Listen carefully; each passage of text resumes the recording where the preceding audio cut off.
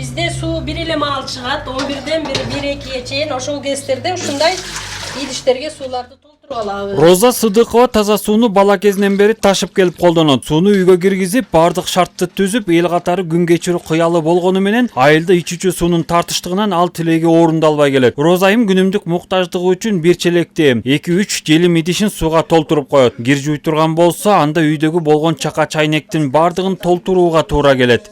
Таза суу көйгөйү биздин сайыз убагынан бери эле. Сайыз кезинде да бир аз водопроводдон суу алчубуз.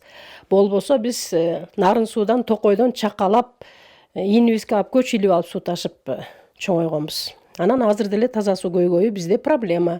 Үйүбүздөн суу чыкпайт. Канализация тартылып келгени менен сайыздыкы, бирок анын баары иштен чыккан, баарыбызга толук жетпейт. Суубуз дагы таза эмес.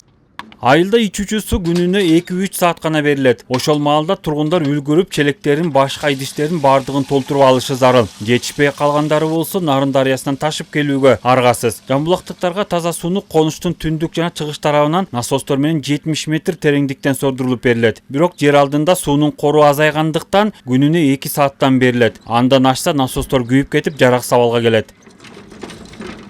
Ремонттоо учурлары болуп, насостор аябай жарабай калгандыктан жергиликтүү бюджеттен өзүбүздүн бюджетибиз деле аз болгондугунан ошол насосторун сатып бергенбиз. Эки жакка тең глубин насосторду сатып берип, запасной насостор менен суу менен камсыз кылып келатабыз. Азыркы күнгө чейин эптеп кыйналып камсыз кылып келатабыз. 2,5 миңден ашык калктын ичүүчү суу маселеси быйыл Аристин колдоосу менен чечилгени турат. 103 миллион сомго тендер өткөрүлүп, жеңүүчү компаниялар аныкталды. Апрель айында келишим түзүлүп, дароо эле жумуштар башталат деп болжолдонууда.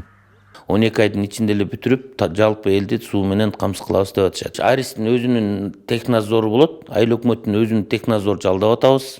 Ошол эки технадзордун негизинде чечим чыгарып, комиссия түзүлүп, ошонун негизинде текшерип алабыз. Облуста быйыл өлкө казынасынан бөлүнгөн каражаттын эсебинен 3 айылдын таза суу маселеси планга киргизилген. Ошондой эле эл аралык уюмдардын эсебинен 28 айылдын көйгөй чечилери белгилүү болду. Биринчи этапта 28 айыл мына бүгүнкү күндө долбоорлору бүтүп, жыйынтыкталып, тендерлер уюштурулуп атат. Алгачкы 2 айылдын уже ортосу жалгыз терек уже контрактысы кол коюлуп атат. Андан сырткары 9 айылдык тендер жүрүп атат процедурасы. 5 айыл бааланып атат уже тендерлер. Нарында учурда 5 айыл жана айыл статусу берилбеген 3 конуштун такыр эле ичүүчү суусу жок. Жалпылап алганда Дубанда 144 айылдын 80% маселе чечилген. Дүйшөн Шаршембеков, Нор Сабылаев, Ала Тоо 24, Нарын облусу.